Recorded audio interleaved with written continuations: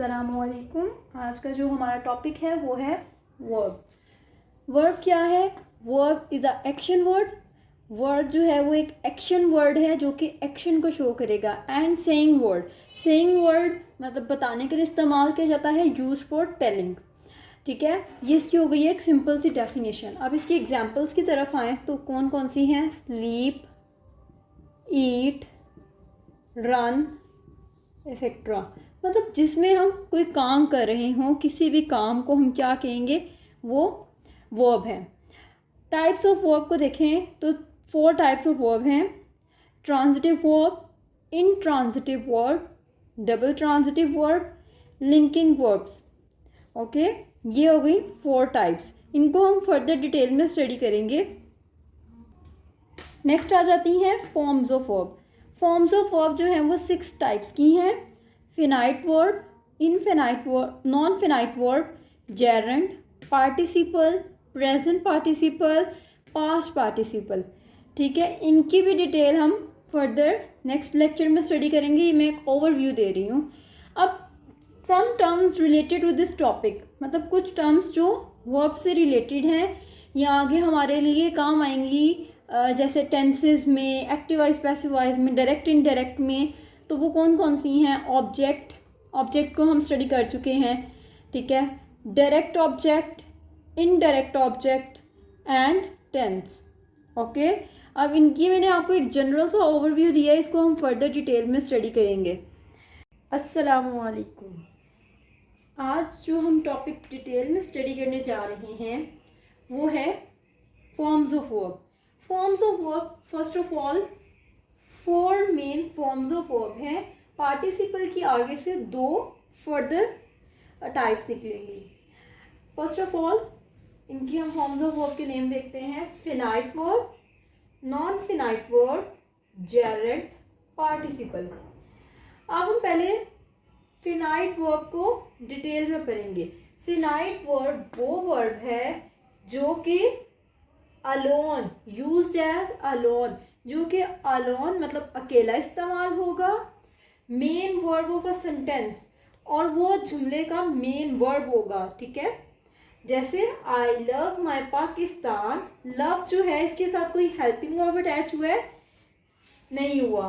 तो इस तरह लव जो है वो main verb of a sentence है और यूज्ड अलोन है, मतलब अकेला इस्तेमाल हो रहा है without the use of helping verb.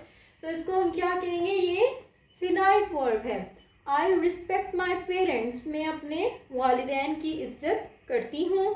Respect जो है वो मेन वर्ब है और अकेला इस्तेमाल हुआ है, तो ये क्या हो गया? Finite verb. इस तरह हमने इसको कंप्लीट डिस्कस कर लिया कि फिनाइट वर्ब्स कौन से हैं और उनके एग्जाम्पल्स क्या हैं।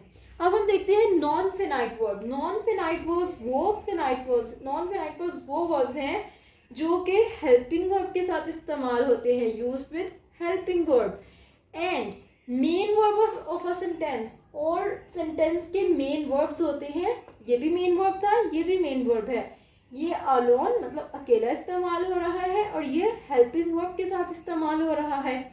जैसे आई एम वर्किंग, एम जो है वो हेल्पिंग वर्ब है। ठीक है, और वर्किंग क्या है? Non finite verb. क्लियर? फिर हम आ जाते हैं नेक्स्ट एग्जाम्पल पे। They have completed their homework. अब इसमें से एम से ना मैं डैश हटा देती हूँ क्योंकि हम इधर नॉन फिनाइट वर्ब को डिस्कस कर रहे हैं। ठीक है, ये वर्किंग जो है नॉन फिनाइट वर्ब है। कंप्लीटेड जो है वो भी नॉन फिनाइट वर्ब है क्योंकि वो have which is a helping verb. Have एक हेल्पिंग वर्ब है तो हैव के साथ इस्तेमाल हो रहा है, तो कंप्लीटेड जो है वो नॉन फिनाइट वर्ब है। आगे हम डिस्कस करेंगे जेरेंड को। जेरेंड जो है आईएनजी फॉर्म ऑफ वर्ब होती है, मतलब वर्ब के साथ अगर हम आईएनजी का इजाफा कर देंगे तो वो जेरेंड कहलाएगा। यूज्ड एज अ नाउन, जो कि नाउन के तौर पर इस्तेमाल होता है। जैसे, और फर्स्ट ऑफ ऑल जो जेरेंड्स होते हैं वो सेंटेंस के शुरू में इस्तेमाल होते हैं, मतलब कि सेंटेंस का फर्स्ट वर्ड कह सकते हैं, तो इसलिए इनको नाउन के तौर पर भी इस्तेमाल किया जाता है। स्मोकिंग, स्मोकिंग जो है, स्मोक एक काम है सिगरेट पीना। ठीक है, तो जब हम उसके साथ ing लगा देंगे तो क्या बन गया, जेरेंट।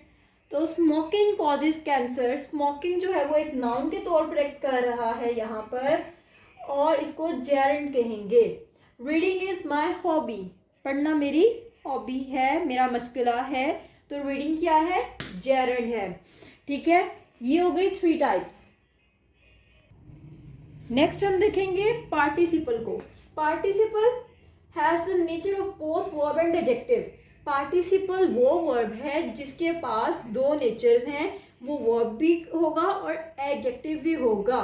ठीक है, अब हम देखते हैं पार्टिसिपल की एग्जाम्पल।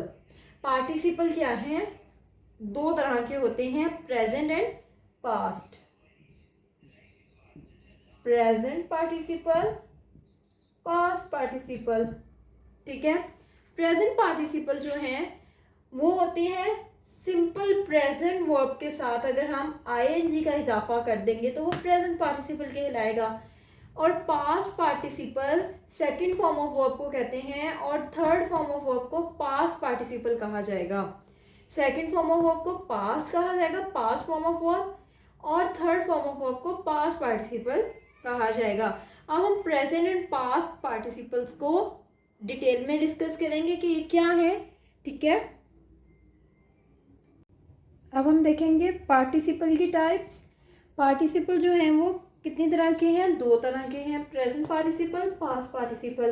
प्रेजेंट पार्टिसिपल जो है वो की फर्स्ट फॉर्म के साथ अगर ing का इजाफा कर देंगे तो वो प्रेजेंट पार्टिसिपल बन जाएगी।